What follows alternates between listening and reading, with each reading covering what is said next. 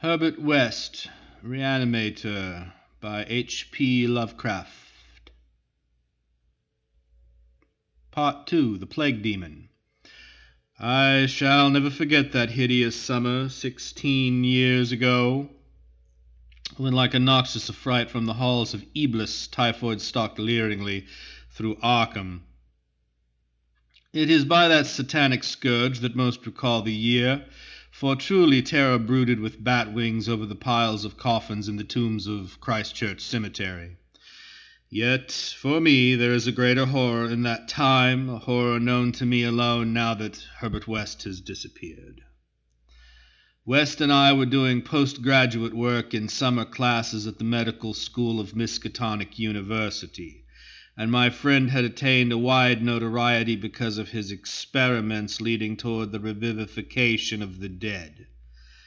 After the scientific slaughter of uncounted small animals, the freakish work had ostensibly stopped by order of our skeptical dean, Dr. Allen Halsey, though West had continued to perform certain secret tests in his dingy boarding-house room, and had on one terrible and unforgettable occasion taken a human body from its grave in the potter's field to a deserted farmhouse beyond Meadow Hill. I was with him on that odious occasion, and saw him inject into the still veins the elixir which he thought would to some extent restore life's chemical and physical processes. It had ended horribly in a delirium of fear which we gradually came to attribute to our own overwrought nerves, and West had never afterward been able to shake off a maddening sensation of being haunted and hunted. The body had not been quite fresh enough. It is obvious that to restore normal mental attributes a body must be very fresh indeed, and the burning of the old house had prevented us from burying the thing. It would have been better if we could have known it was underground. After that experience, West had dropped his researches for some time, but as the zeal of the born scientist slowly returned, he again became importunate with the college faculty, pleading for the use of the dissecting room and of fresh human specimens for the work he regarded as so overwhelmingly important. His pleas, however, were wholly in vain, for the decision of Dr. Halsey was inflexible, and the other professors all endorsed the verdict of their leader. In the radical theory of reanimation, they saw nothing but the immature vagaries of a youthful enthusiast whose slight form, yellow hair, spectacled blue eyes, and soft voice gave no hint of the supernormal, almost diabolical power of the cold brain within. I can see him now as he was then, and I shiver. He grew sterner of face, but never elderly. And now Sefton Asylum has had the mishap, and West has vanished. West clashed disagreeably with Dr. Halsey near the end of our last undergraduate term, in a wordy dispute that did less credit to him than to the kindly dean in point of courtesy. He felt that he was needlessly and irrationally retarded in a supremely great work, a work which he could of course conduct to suit himself in later years, but which he wished to begin while still possessed of the exceptional facilities of the university. That the tradition-bound elders should ignore his singular results on animals and persist in their denial of the possibility of reanimation was inexpressibly disgusting and almost incomprehensible to a youth of West's logical temperament.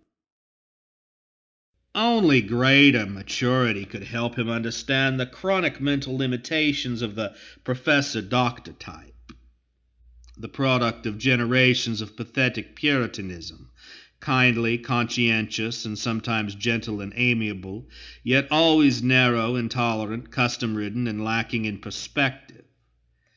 Age has more charity for these incomplete yet high-souled characters whose worst real vice is timidity, and who are ultimately punished by general ridicule for their intellectual sins like Ptolemaism, Calvinism, anti-Darwinism, anti-Nietzscheism, and every sort of Sabbatarianism and sumptuary legislation.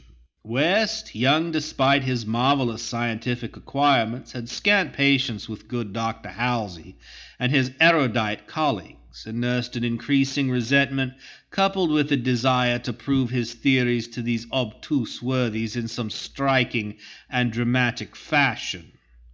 Like most youths, he indulged in elaborate daydreams of revenge, triumph, and final magnanimous forgiveness. And then had come the scourge, grinning and lethal, from the nightmare caverns of Tartarus.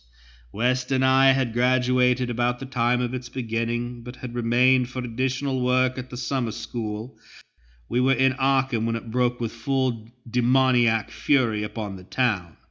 Though not as yet licensed physicians, we now had our degrees, and were pressed frantically into public service as the numbers of the stricken grew.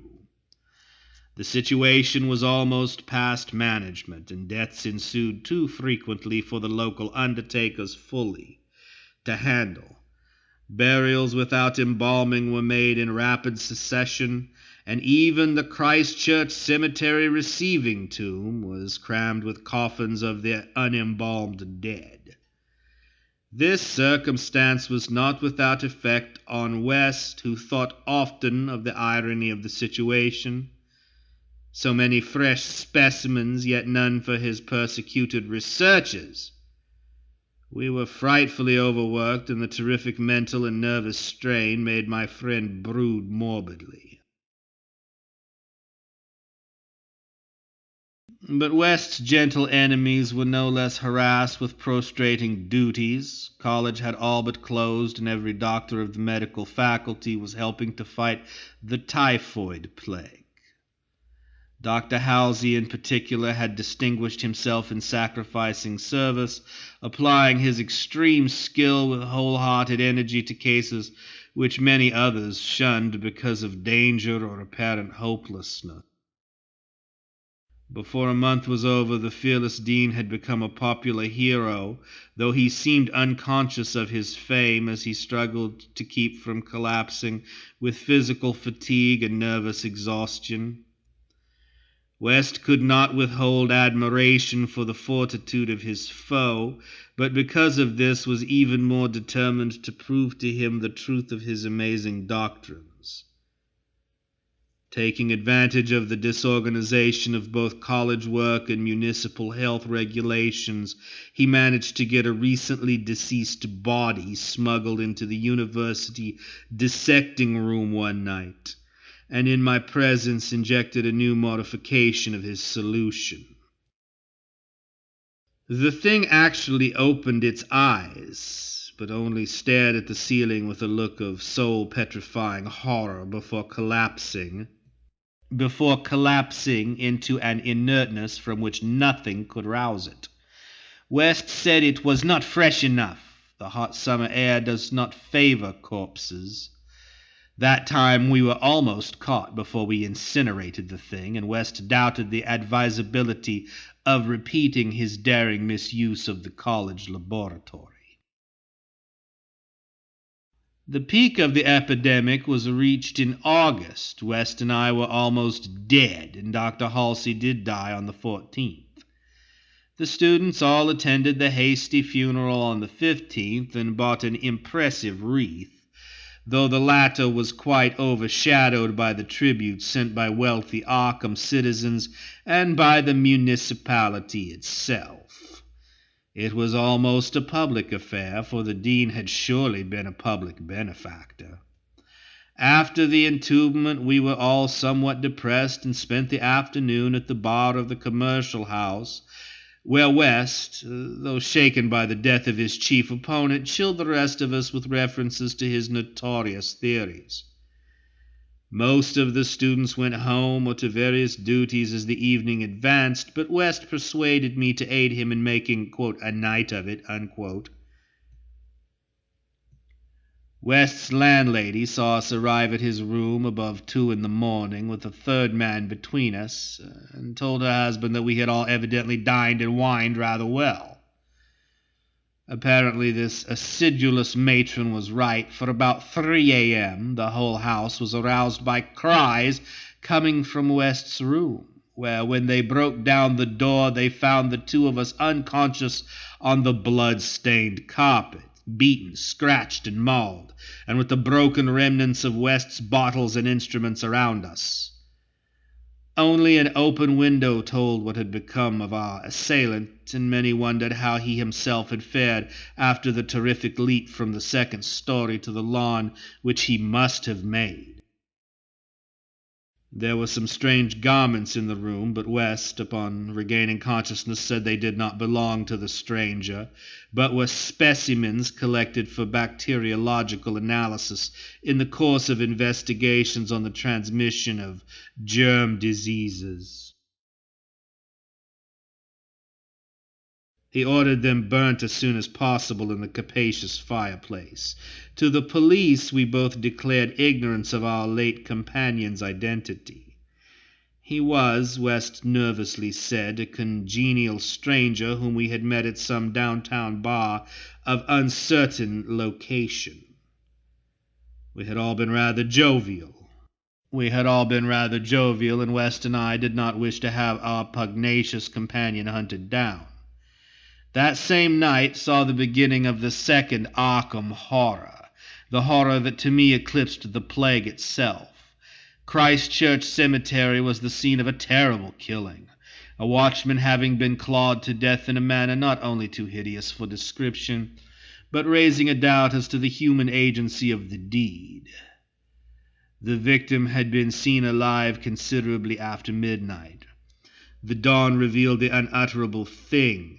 The manager of a circus at the neighboring town of Bolton was questioned, but he swore that no beast had at any time escaped from its cage. Those who found the body noted a trail of blood leading to the receiving tomb, where a small pool of red lay on the concrete just outside the gate. A fainter trail led away toward the woods, but it soon gave out. The next night devils danced on the roofs of Arkham, and unnatural madness howled in the wind. Through the fevered town had crept a curse which some said was greater than the plague, and which some whispered was the embodied demon soul of the plague itself. 8 houses were entered by a nameless thing which strewed red death in its wake. In all, 17 maimed and shapeless remnants of bodies were left behind by the voiceless, sadistic monster that crept abroad. A few persons had half seen it in the dark and said it was white and like a malformed ape or anthropomorphic fiend. It had not left behind quite all that it had attacked, for sometimes it had been hungry. The number it had killed was 14. 3 of the bodies had been in stricken homes and had not been alive. On the 3rd night, frantic bands of searchers, led by the police, captured it in a house on Crane Street near the Miskatonic campus. They had organized the quest with care, keeping in touch by means of volunteer telephone stations, and when someone in the college district had reported hearing a scratching at a shuttered window, the net was quickly spread. On account of the general alarm and precautions, there were only 2 more victims. The capture was effected without major casualties. The thing was finally stopped by a bullet, though not a fatal one, and was rushed to the local hospital amidst universal excitement and loathing. For it had been a man, this much was clear, despite the nauseous eyes, the voiceless simianism, and the demoniac savagery. They dressed its wound and carted it to the asylum at Sefton, where it beat its head against the walls of a padded cell for 16 years. Until the recent mishap, when it escaped under circumstances that few liked to mention. What had most disgusted the searchers of Arkham was the thing they noticed when the monster's face was cleaned. The mocking, unbelievable resemblance to a learned and self-sacrificing martyr who had been entombed but 3 days before the late Dr. Allen Halsey, public benefactor and dean of the medical school of Miskatonic University. To the vanished Herbert West and to me the disgust and horror were supreme. I shudder tonight as I think of it, shudder even more than I did that morning when West muttered through his bandages, "Damn it, it wasn't quite fresh enough."